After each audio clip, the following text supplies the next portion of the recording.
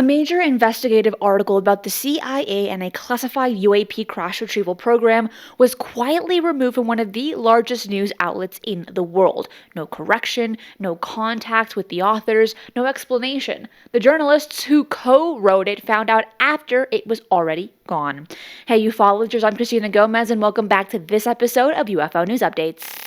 Chris Sharp co-wrote a detailed investigative article for the Daily Mail alongside journalist Josh Broswell and researcher Matt Ford. That piece laid out how the CIA's Office of Global Access, known as the OGA, was allegedly connected to UAP crash retrieval operations, mapping out which agencies coordinated and how. Then, without any warning to its authors, it was gone. Here's what Sharp said to Stephen Diener on the UAP Podcast. If it has been taken down due to like a complaint or national security or something like that, first, it's strange because it's been up a number of years now, so it's already out there.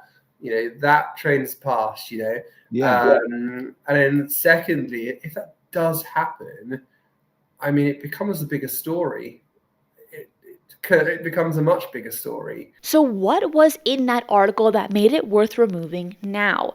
They did not just name the OGA, they detailed the structure, how elite military special forces, Department of Energy components, and CIA leadership under the Director of Science and Technology were all reportedly working in coordination on retrieval operations.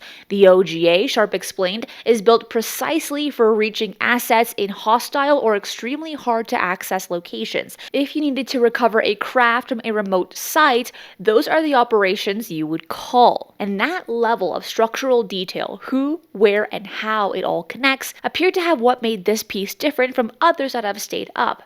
And this was also not the first time Sharp explained pushback tied to his UAP reporting. When the OGA article was first published, his co-author Matt Ford was approached by a stranger in Las Vegas in what Sharp describes as a threatening encounter. On that exact same day, Sharp's computer lost internet access on a single device while other devices in his home had full signal.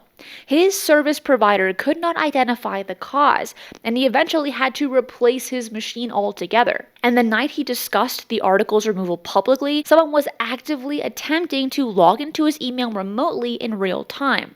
Sharp described what happened around the original OGA article publication this way. And obviously, when we released the Office of Global Access story, Matt Ford receives kind of like a threat when he's in Las Vegas from this random person, and then my internet goes down on my computer and it never fully recovers. It's kind of like every other, on that exact day when the article comes out, my internet goes down. As you can guess, Sharp was not alone in describing this kind of pressure. Jeffrey Nusatelli, who testified before Congress in September of 2025 about the Vandenberg Space Force Base, stated publicly that his home had been broken into days leading up to his congressional testimony. He viewed it as a direct message.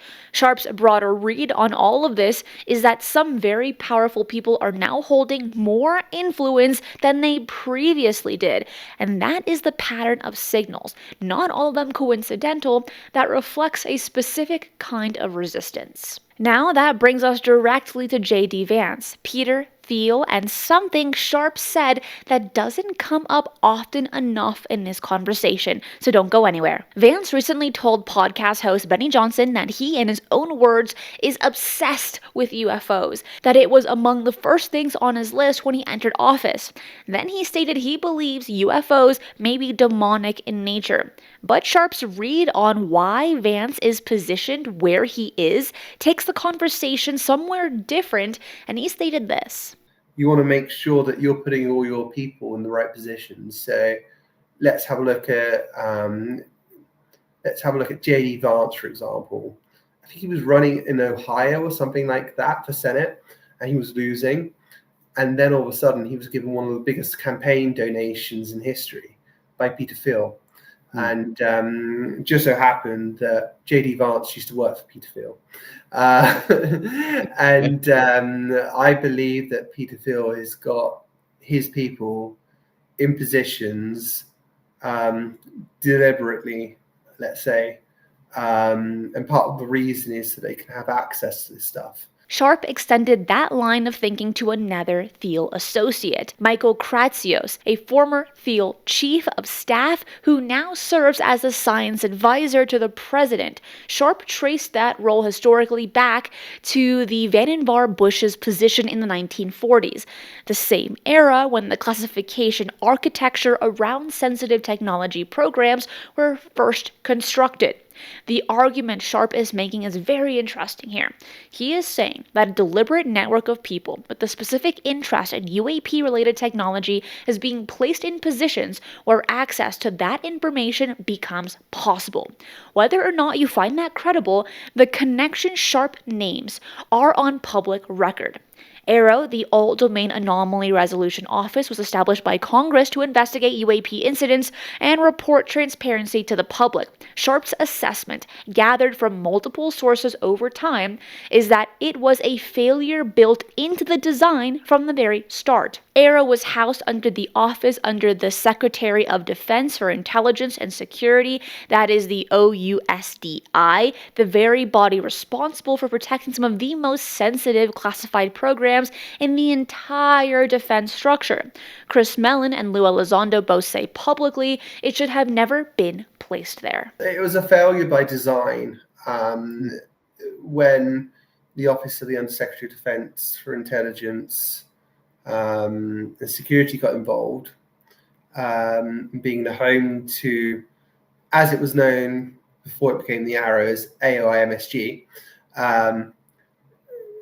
People were telling me, people who knew what the situation was were telling me that it would be a death by 1,000 cuts.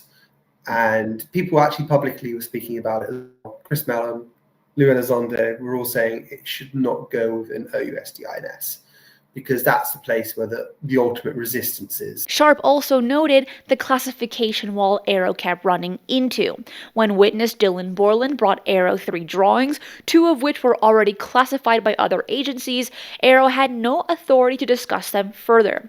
The National Geospatial Intelligence Agency or similar bodies could simply declare that material off limits, and AARO had no route around that. But beyond that structural problem, Sharp conducted his own separate interview with Tim Phillips, a former acting head of AARO. There were about 50 cases, and they couldn't explain it. It wasn't adversary, it wasn't American tech. And Tim basically said they had the best people with the best knowledge when it comes to kind of like identifying this, and who knew what they were talking about when it came to identifiable known systems. And he was just saying they couldn't work this out.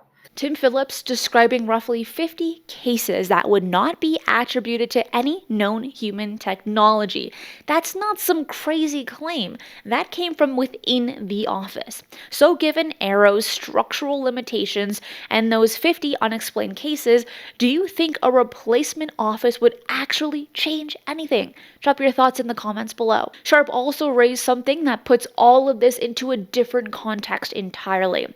The pressure towards disclosure may not be coming from Capitol Hill at all. It may be coming from something far more immediate.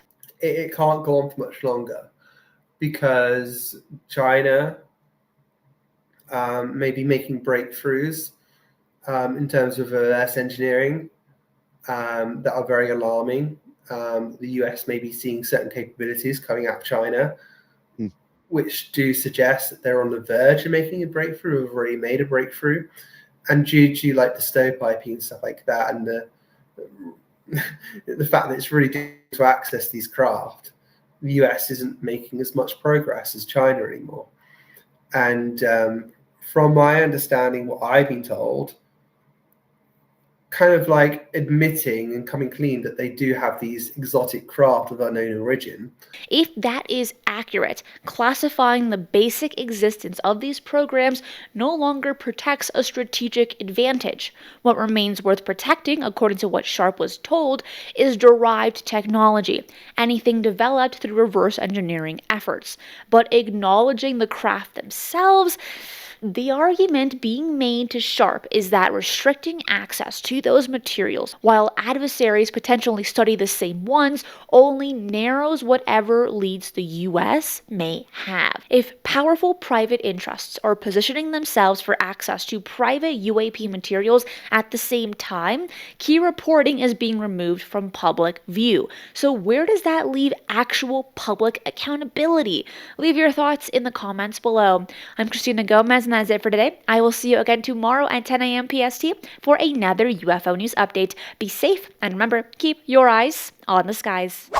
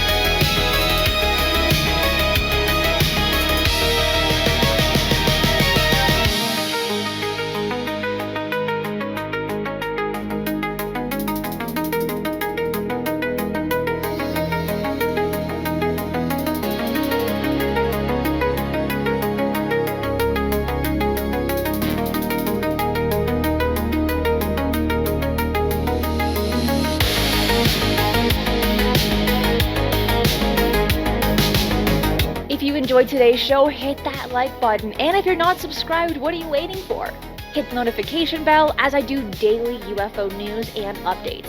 Fresh UAP stories, government disclosures, and breaking developments land here every single day.